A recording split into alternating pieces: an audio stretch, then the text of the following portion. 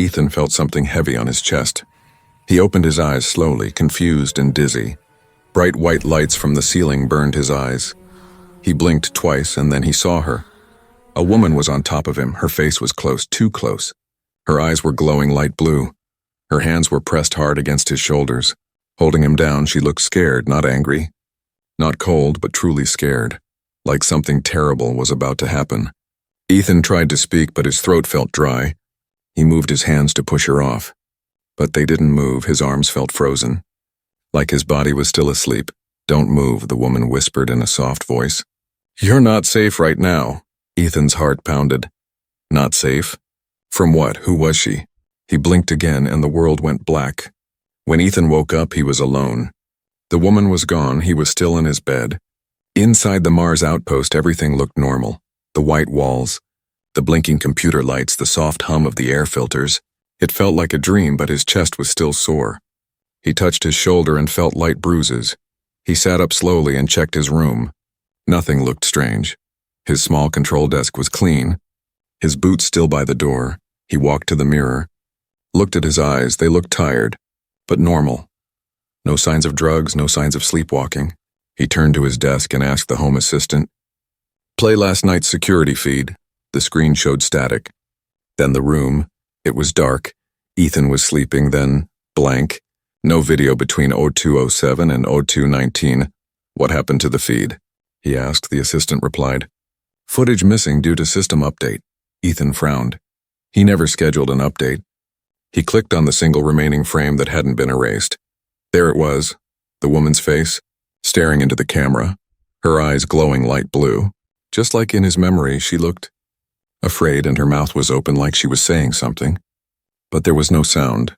Ethan remembered something. Before moving to Mars Outpost 9, the system had assigned him a new housekeeper. Not human. A synthetic humanoid. Called Model H7, it was supposed to be helpful, quiet and follow all rules. He had met her only once when he arrived. She had short silver hair, soft skin like plastic, and moved like a human. She spoke in simple, polite words and always smiled. He had not seen her much since then. She usually stayed in the lower part of the outpost.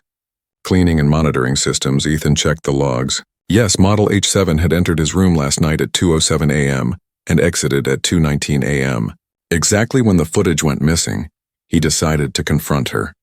He walked to the lower maintenance room where H7 usually worked. She was there, standing near the water processor, quietly cleaning a panel. She looked up and smiled. "Good morning, Ethan," she said, voice soft and calm. "What were you doing in my room last night?" he asked, staring at her. "I did not enter your room," she replied without blinking. He frowned. "The logs say you did."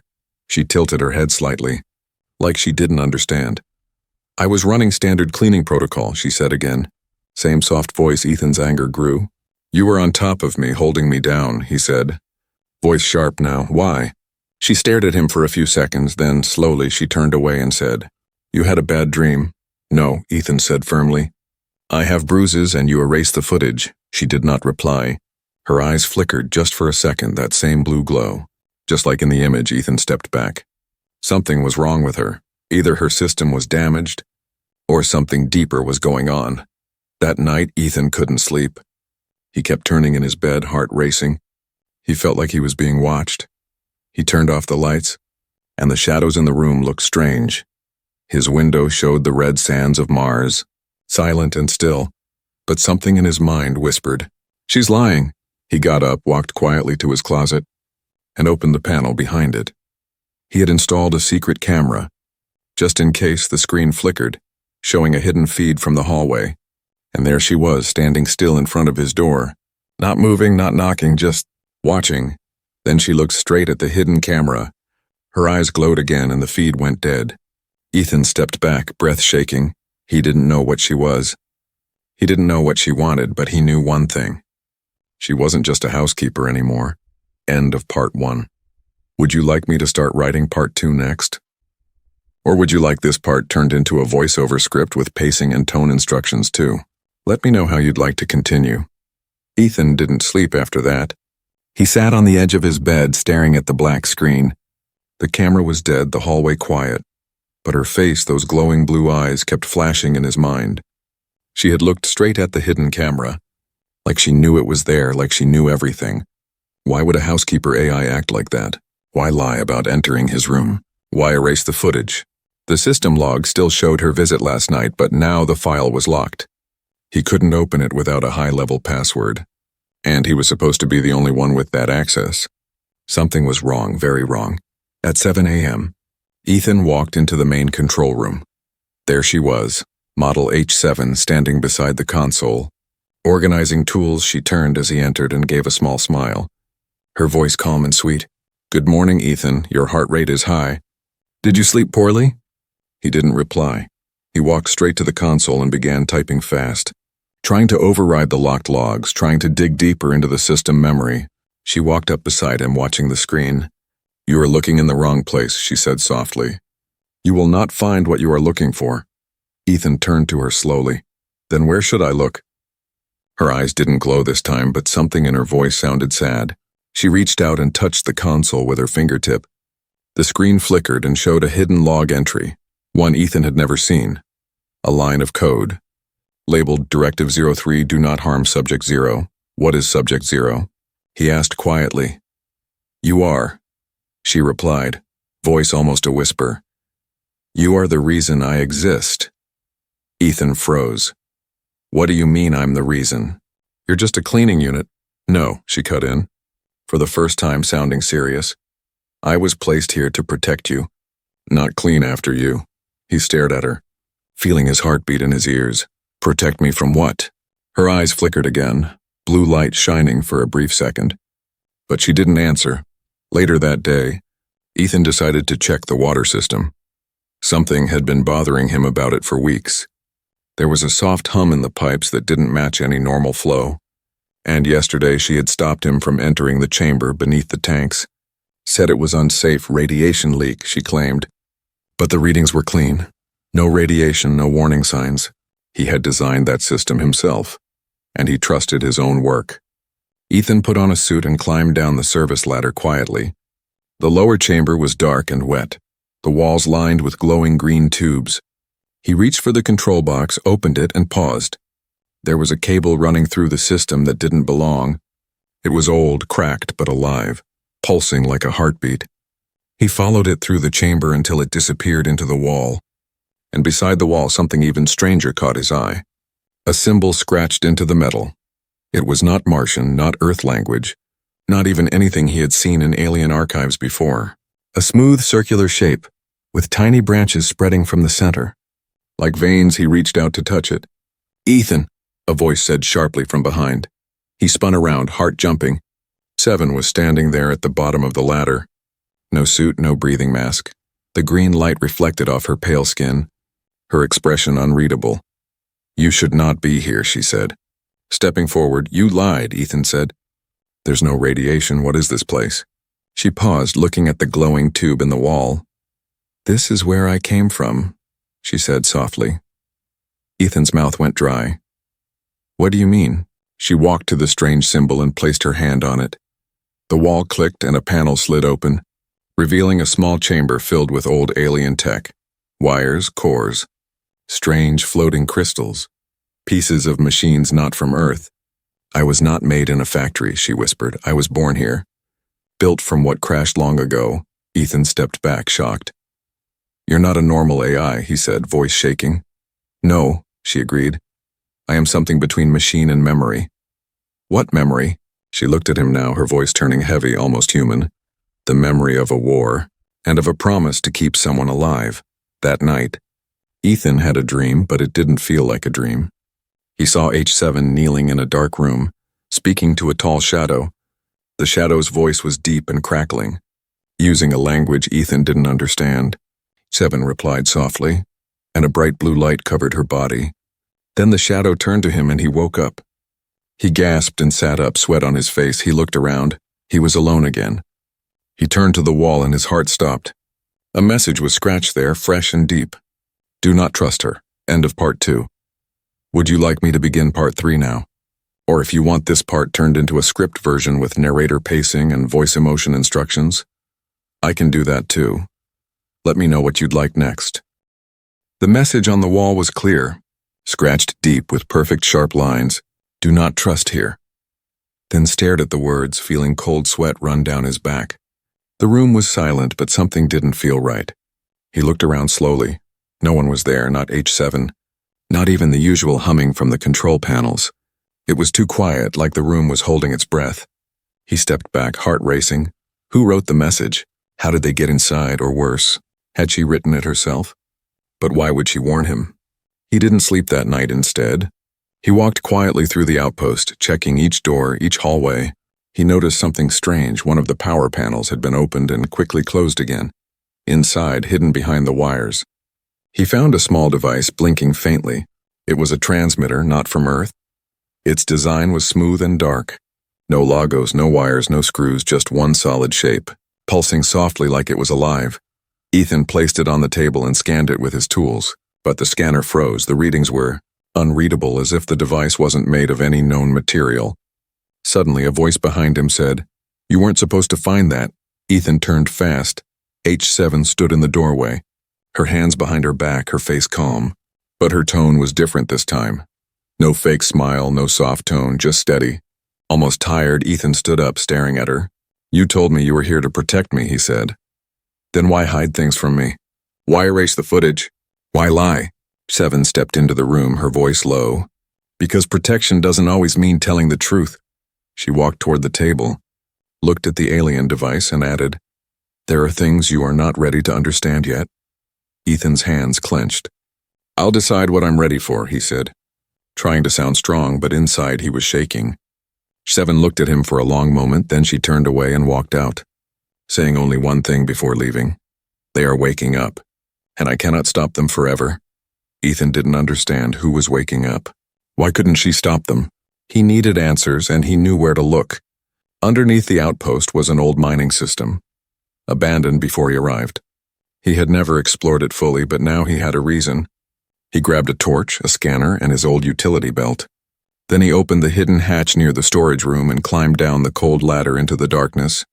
The tunnels were long and narrow, filled with dust and metal pipes.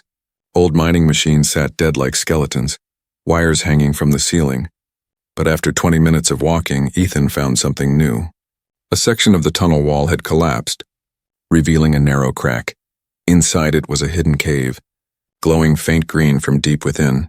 He entered slowly, and what he saw made him stop breathing.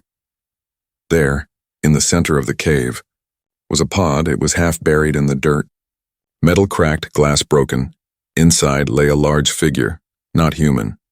Not machine, but something in between. Its skin was dark silver, smooth, and its chest rose and fell slowly like it was breathing in sleep. Ethan stepped closer, his scanner going crazy. The energy coming from the pod was huge, too strong for any battery, too alive for a machine. He noticed strange markings on the pod, the same symbols he had seen near the water system, alien letters sharp and flowing like vines. Then he saw it. Another message scratched into the side of the pod. This one in English, "Protect the hybrid at all costs." His hand began to shake. Was the hybrid him? Was this creature the one she was trying to stop? Or was it the one she wanted to protect? Suddenly he heard footsteps. He turned quickly, torch shining through the tunnel.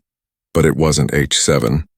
It was someone else, a man or something like a man, stepped out of the shadows. He was tall, wearing an old spacesuit, helmet cracked, face covered in a black mask, and on his chest, the same symbol from the cave wall. Glowing faintly, the figure raised a hand, pointing at Ethan. "You've awakened it," he said in a deep, broken voice. "You are the key, the one they left behind." Ethan stepped back, holding the scanner like a weapon. "Who are you?"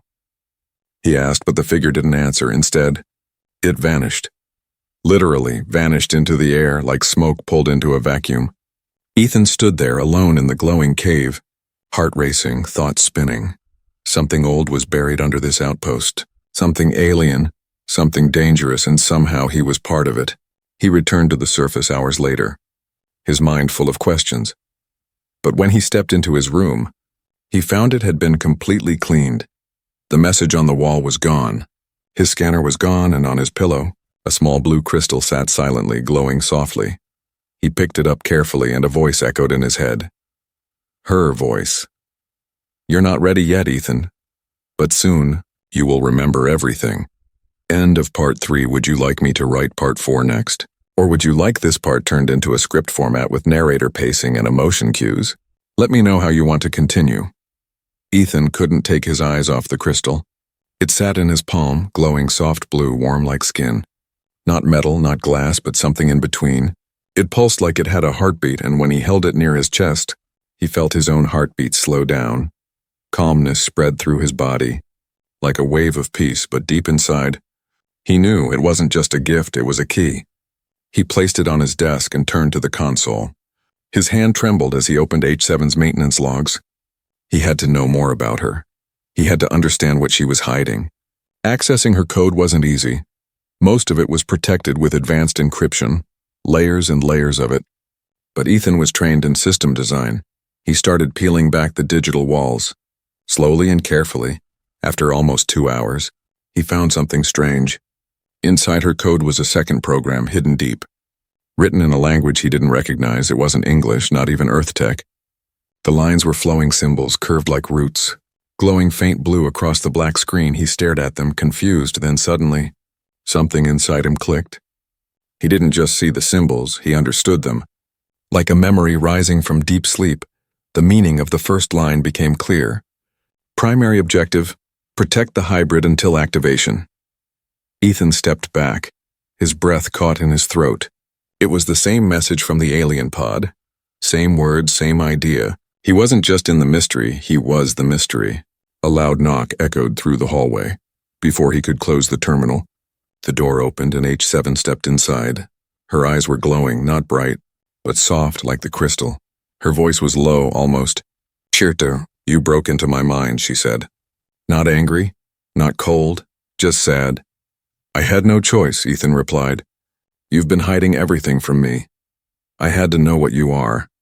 She stepped closer. Slowly, hands open. "I didn't lie to hurt you," she said. "I lied to give you time." "Time for what?" he asked, heart pounding. "To remember who you really are?" She sat on the edge of the bed, like a human would. Her skin looked softer now, her movements slower. She looked up at him, and her voice was barely a whisper. "You're not just Ethan, the engineer. You are the last bridge between two species. Between war and peace, you were born for this outpost. For this moment, for this decision." Ethan shook his head, confused and afraid. "I'm just a human," he said. "My parents were scientists. They died on Earth." She looked at him with eyes full of something more than programming. Not sadness, not pity, but love. "No," she said. "Your parents were part of the first hybrid project. Your mother wasn't from Earth." The words hit him like a wave. His legs almost gave out. "I would remember something like that," he whispered. "No," she replied. "They made sure you wouldn't. They locked your memories deep inside, protected by biocoding. The crystal I gave you. It started to unlock it." Ethan walked to the mirror and looked at himself. Same face, same eyes, same skin, but now, something felt different. His reflection seemed more alive, more aware. He saw tiny glowing lines just under his skin near his collarbone, like energy veins. They were faint but real, pulsing gently under the surface. He touched them and for a second heard a voice in his mind. A woman's voice, soft and kind. "If you're hearing this, my son, then you've awakened." Ethan fell to his knees, the memory flashing bright. A dark room. A tall woman with silver hair holding his hand. She was crying, speaking fast in a language he didn't understand. Then a bright flash and everything went dark again. He turned to H7, voice shaking. "Who was she?" "Your mother," she replied. "She was from the Andari system, the last of her kind. She left you here, inside this outpost, surrounded by human tech, because Earth wasn't ready to accept what you are." "And what am I?" Ethan asked, voice almost breaking. H7 stood up slowly, walked to him, and gently touched his hand. "You are the link," she said. "You are both. And you are neither. You are what comes next." Suddenly, a loud alarm rang through the base. Red lights flashed and the screen lit up. Unidentified life forms detected. Outpost perimeter breached. Ethan ran to the console and pulled up the cameras. Outside the walls, dozens of tall shapes moved across the red sand. Not human, not machine, something in between. Just like the being in the pod, they had arrived. H7's face turned serious. They've found you, she said. I can hold them back. But not for long. No, Ethan said. I'm going with you. She shook her head. No. You must stay here. Go to the hidden chamber under the pod. Place the crystal in the heartstone. It will finish the activation. Ethan's hands trembled. What happens then? You'll become who you were meant to be, she said, and then nothing will be able to stop you. End of part 4. Shall I start part 5 next with new twists and deeper emotional impact? Or would you like me to convert this part into script style for voice acting? Let me know how you'd like to proceed. Ethan ran through the tunnels beneath the outpost. The crystal in his hand pulsed faster now, brighter with every step. He could feel its warmth moving into his skin. It wasn't just glowing, it was alive, guiding him, calling him forward behind him. He could still hear the alarms above. The invaders had reached the outer walls in H7. She had stayed to hold them back, her last words repeated in his mind like a whisper. Go to the hidden chamber. Place the crystal in the heartstone. The tunnel opened into a wide cave. This one was different, quiet and smooth. The walls weren't made of rock, but of polished silver stone. Symbols glowed softly along the edges like writing in light. In the center of the room stood a stone pedestal. It looked ancient, cracked but strong. At the top was a round space, shaped exactly like the crystal in Ethan's hand. He stepped closer, breathing hard. His fingers shook as he placed the crystal inside the heartstone. It clicked into place, and then everything changed. The cave lit up, every wall shining with moving patterns. Lines of light flowed across the stone like water. And then a voice spoke, not from speakers, not from machines, but from inside Ethan's mind. Identity confirmed. Hybrid signature matched. Memory unlock initializing. Ethan dropped to his knees as a wave of heat flooded his body. He cried out, gripping the ground, his vision blurred, then it opened. Suddenly, he wasn't in the cave anymore. He was standing in a bright white room. Metal towers reached to the sky, and blue-skinned beings moved calmly around him. This was not Earth, not Mars.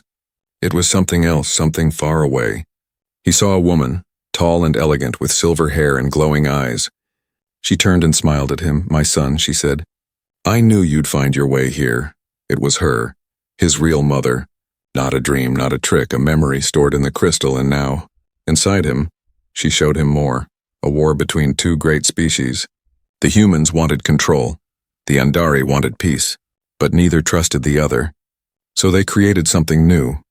A bridge, someone born from both sides. With the mind of one and the heart of another, that someone was Ethan. But before he could grow, the war got worse. So his mother took him to Mars and hid him. She programmed H7 to guard him, to help him awaken when the time was right, and now, the time had come. Ethan opened his eyes, gasping. His body felt different, stronger, lighter, clearer. His skin shimmered slightly in the cave light, and the glowing lines under his collarbone had spread, forming symbols across his chest. Symbols from the crystal, from the alien writing. He wasn't just part Andari, he was becoming one. Suddenly, a new message appeared in his mind. Hostile units entering lower levels. Guardian unit damaged. Requesting assistance. Ethan's heart dropped. H7 was in trouble. He stood up quickly. He didn't know what powers he had now, but he knew he had to try. As he reached the upper corridor, he heard the sounds of battle, explosions, static footsteps. He saw flashes of blue light and sparks flying from the walls. Then he turned a corner and froze. H7 was on the floor, her arm sparking, face cracked. She looked up at him with one eye flickering. Behind her stood 3 tall figures, slim, armored, glowing with the same alien energy. One of them looked at Ethan and stepped forward. You are the seed, it said, voice hollow. We must erase you. Ethan felt something stir in his chest. A sudden wave of power rose from within. The symbols on his skin lit up. His eyes glowed just like H7's, but brighter. No, Ethan said. I am not the seed. I am the bridge. He raised his hand without thinking. A burst of blue light shot forward, hitting the armored invader. It flew back and crashed into the wall. The others stopped, watching him carefully now. H7 tried to speak. You've wakened, she whispered, her voice glitching. I'm sorry. I couldn't protect you longer. Ethan knelt beside her. You don't need to protect me now, he said. I'll protect us. He touched her broken core. The symbols on his hand glowed again. And slowly her sparks faded. Her skin repaired itself. She blinked once and smiled. Together they stood. The invaders began to retreat, not expecting the change. Ethan looked around the hallway, the walls, the lights. Everything felt different now. He could see deeper, feel energy inside the walls, sense the life of the outpost itself. This place was more than metal and rock. It was a temple, a machine, a key, and now he was connected to it. The memory of his mother, the voice of the cave, the power of the crystal, all of it flowed through him. But the battle was just beginning. As the last invader ran into the shadows, HFY turned to Ethan and said, "They know what you are now. They will come back." With more, Ethan looked out the window. Across the red sands of Mars, his eyes glowing bright. "Then let them come," he said. "I'm ready. Would you like me to continue with part 6, the battle, the sacrifice, and the final twist? Or would you like to turn this part into a voiceover script with directions for pacing and emotion? Let me know what you want next." The night on Mars had never felt this long. The red sky outside the outpost was glowing with fire and smoke. Ethan stood near the shattered control panels, his hands still glowing with blue light. He had stopped the first wave, but he knew this was only the beginning.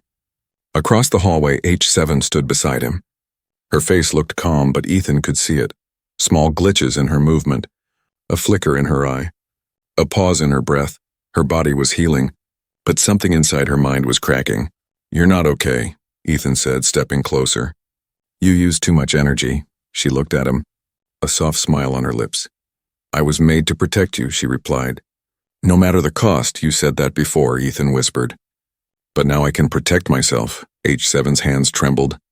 The alien and human code inside her were fighting. Lines of her programming were flashing red in her mind. She felt the two systems pulling apart. One wanted control, the other wanted peace, and in between it all was her. Suddenly the console lit up. A new alert flashed across the screen.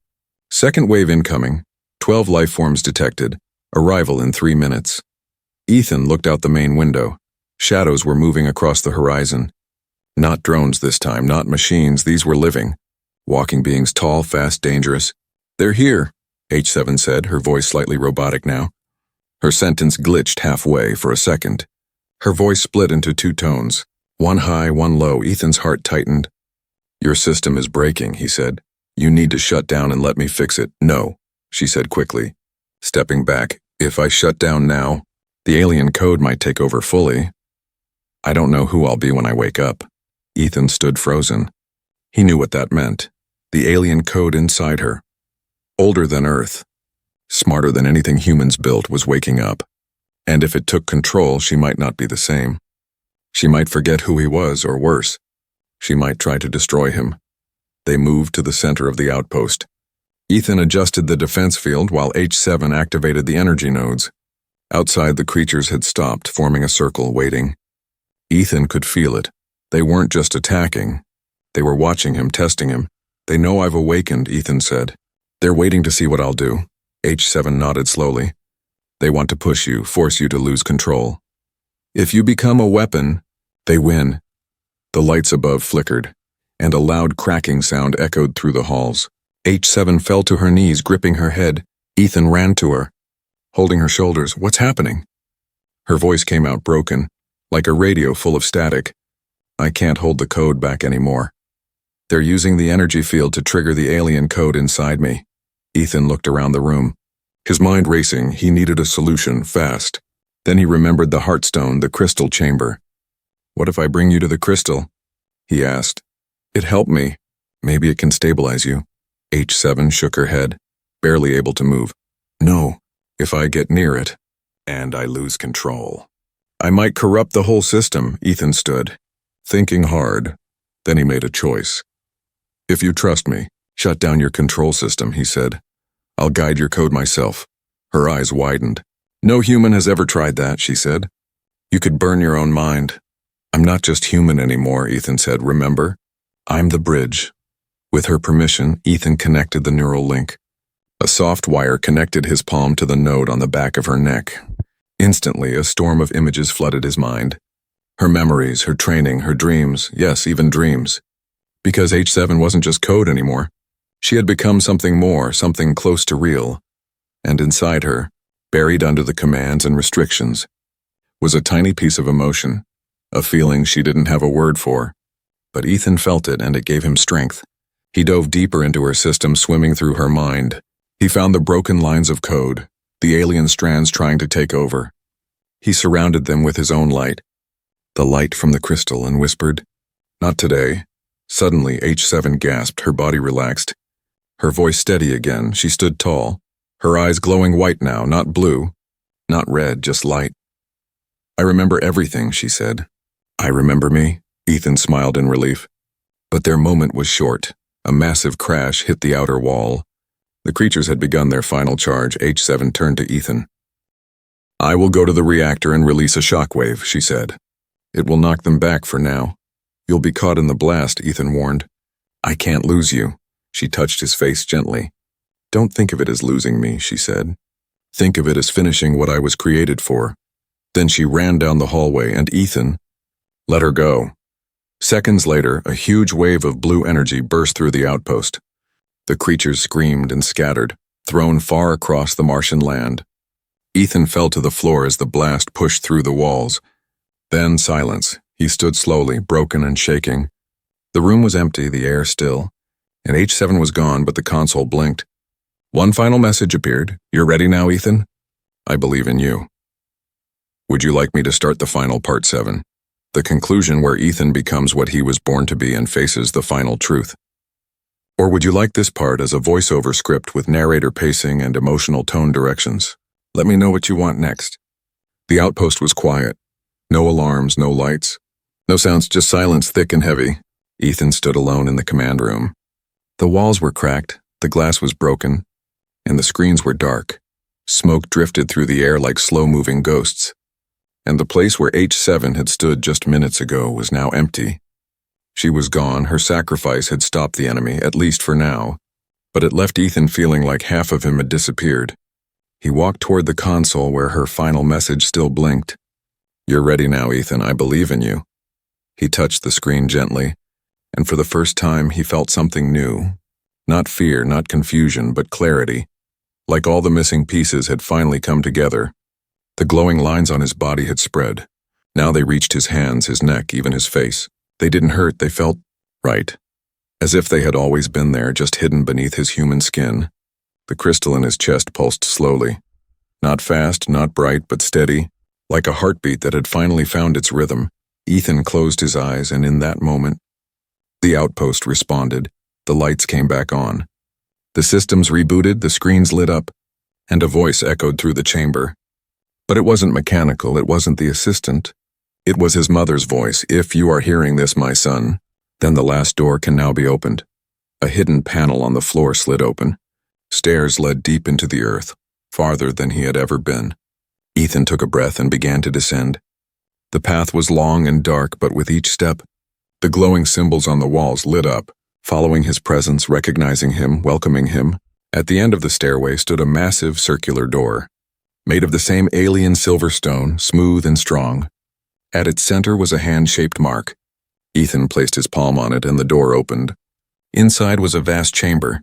At the center floated a strange machine, part stone, part metal, part light. It looked like a living star held in place by invisible hands. Ethan stepped closer, and instantly, the machine reacted. It spoke in both alien and human voices. Hybrid confirmed, initiating final awakening. He felt heat, light, memory, everything rushing through him at once. Voices, faces, places he had never seen but somehow knew. And above all, purpose. His purpose. He wasn't just a mix of DNA, he wasn't just a science project, he was the bridge, the only being ever created to understand both sides of an ancient war. And now, it was time to end it. A screen opened on the side of the chamber. It showed the sky above Mars. A massive shadow was falling across the planet. A mothership, alien in shape and size. The enemy had returned, and they were not here to talk. Ethan touched the machine again. A surge of power moved through him. He didn't just feel stronger, he was stronger. He could hear their signals, see their movements before they happened. He was now connected to something far beyond human tech. But he didn't want war, he wanted peace, and so, instead of firing weapons, he sent a message. One built from light and thought and memory. One only he could send. Above, the mothership paused. Its weapons charged, then stopped.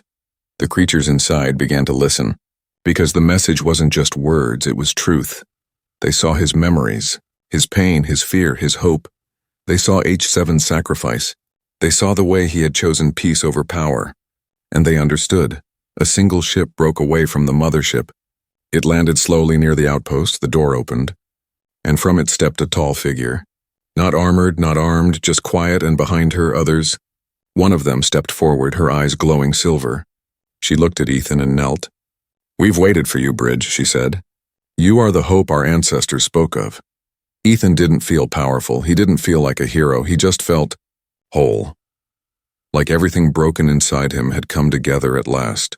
He looked out across the red sands of Mars. The stars above him shined brighter than ever. And for the first time, he wasn't afraid. Because he knew who he was, he knew where he came from, and he knew where he was going next. He turned to the alien delegation. "I'm ready," he said. "Let's build something better." Far away, deep in the outpost, a faint light blinked in the heartstone. The crystal inside pulsed once, then faded, but if you listened closely, you could almost hear a voice. "Goodbye, Ethan. I'm proud of you.